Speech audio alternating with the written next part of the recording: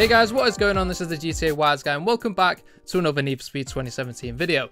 And I am excited for this one because obviously you guys have seen from the title the 350Z is confirmed, the 350Z, and we've got some other information from this article, this under the hood one. Just tons of information, things we can speculate about. I'm excited. Now this is the first official information about this game. Obviously it was confirmed at the end of Need for Speed 2015 with the last under the hood article. But now we actually have some information about the game that we can go off, when we can expect to see some stuff. We've got a little teaser image here of a 350Z and a motel vacancy sign and some other hints that we can take from it. But there's some information in this article that's sort of hinting at things that you can just sort of speculate about. So we'll go through that and we'll go through what is confirmed. So in this under the hood article, I'll leave a link to it down in the description if you guys want to read it yourself. But to kick off, we'll take a look at the 350Z image. The 350Z image, or 350Z if you're American. I'm sorry, I will be calling it Z because that is what we call it. So we've got this wide banner image and we've also got a GIF as well. Now this GIF is a bit more high res than the wide banner one. So from the GIF we can see there's a 350Z in the corner. So this is one of the things that a lot of you guys were asking for from Need for Speed 2015. So obviously they're responding to the community what we want. This is just sort of like an image to say, look, we're listening to what you want and we're giving it to you. So 350Z confirmed for the game, can't wait to play that. #1 requested car for Need for Speed 2015. We can see it's white, it's got a vinyl on it, some customization, so it's like an aftermarket wing on it. Can't really see the wheels, it might have a wide body on the front, I can't really tell. And obviously we've got daytime. So, well, it looks like it's either sunset or sunrise, so that is confirmed obviously. It's not just going to be nighttime. Like it was in Need for Speed 2015.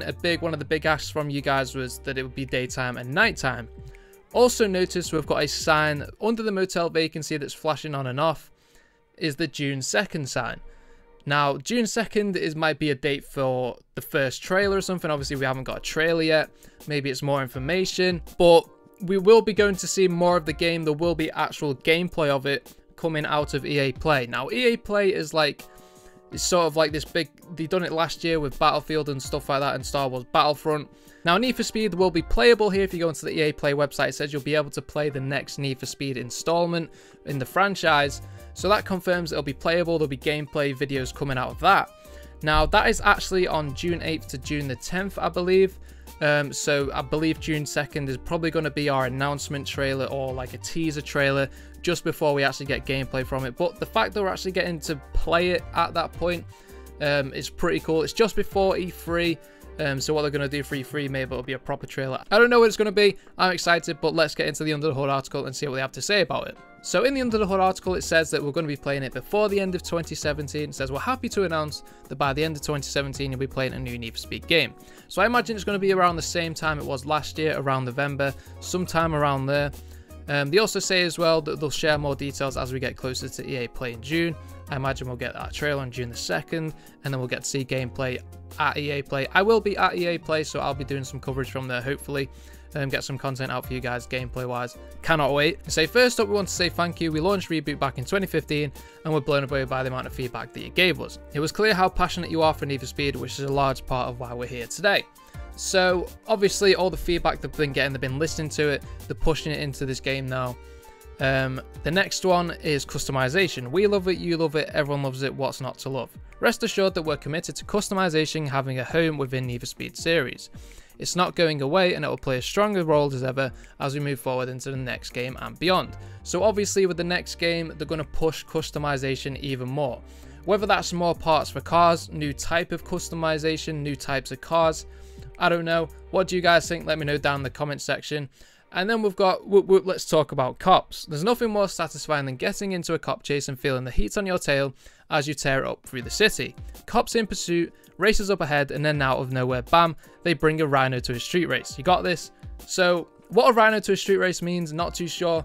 Rhino, when you think of a car, it's a heavily armored vehicle. There is a rhino car in real life. I'm not sure. I'll put an image on screen now. I'm not sure what make it is.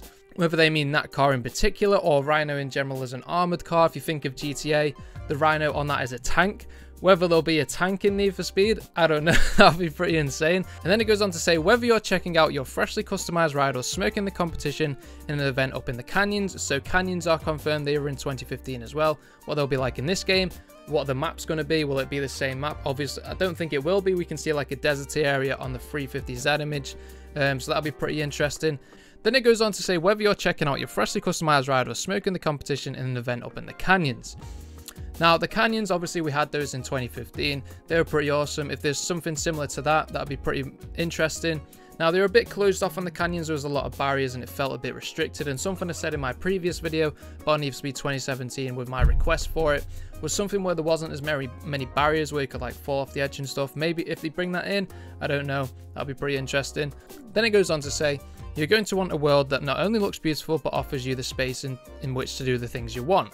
So space, they've sort of elaborated that a bit. So there's a bit more space than in 2015. Now, there was a lot of roads in 2015. It felt quite spacious to me. Whether they mean expanding the roads a bit so it's not as restricted in terms of barriers around the road and stuff, I'm not too sure.